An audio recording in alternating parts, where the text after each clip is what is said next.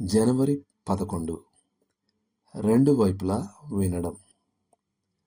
ఇద్దరు ముగ్గురు సాక్షుల నోట ప్రతి మాట స్థిరపరచబడును. మత్తయి 18:16.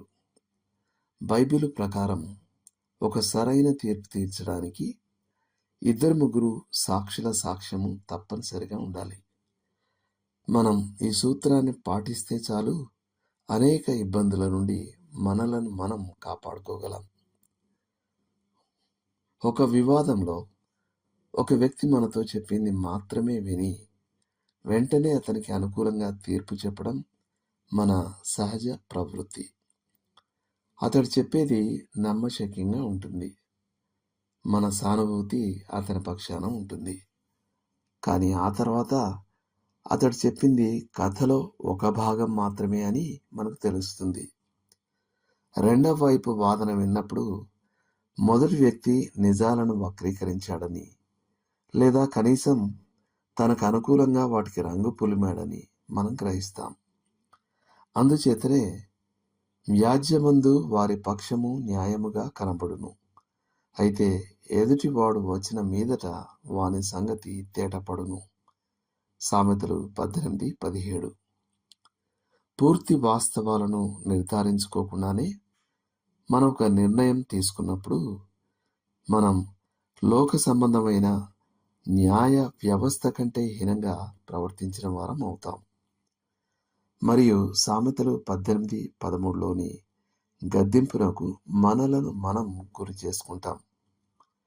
సంగతి వినక మునుపు ప్రత్యుత్తరమిచ్చువాడు తన మూఢతను బయలుపరిచి సిగ్గునందును.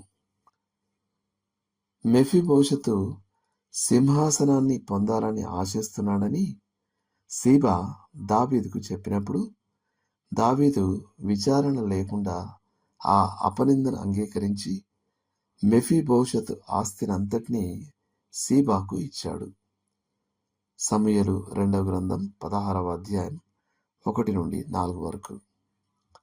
ఆ తర్వాత రాజుకు అసలు నిజాలు చెప్పే అవకాశం మెఫీబోషెతుకు లభించింది. అప్పుడు దావీదు తగినంత ఆధారం లేకుండా తాను నిర్ణయం తీసుకున్నానని గ్రహించాడు. ప్రభువైన యేసు ఈ సూత్రాన్ని గుర్తించారు.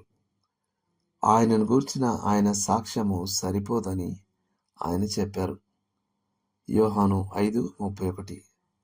కాబట్టి ఆయన 4 సాక్షుల సాక్ష్యాన్ని సమర్పించారు.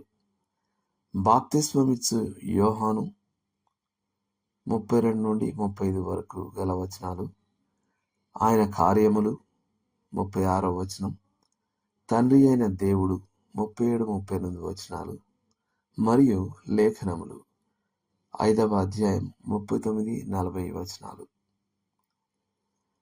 ఇద్దరు ముగ్గురు యోగ్యులైన సాక్షుల సాక్ష్యాన్ని పొందడంలో విఫలమవడం ద్వారా మనం పగిలిన హృదయాలకు, పాడు చేయబడిన పేరు ప్రఖ్యాతులకు, విభజింపబడిన సంఘాలకు మరియు తెగిపోయిన స్నేహాలకు కారణమవుతాం.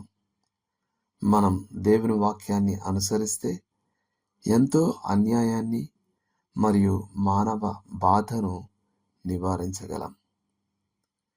దేవుడు మిమ్మును దీవించునుగాక. ఆమేన్.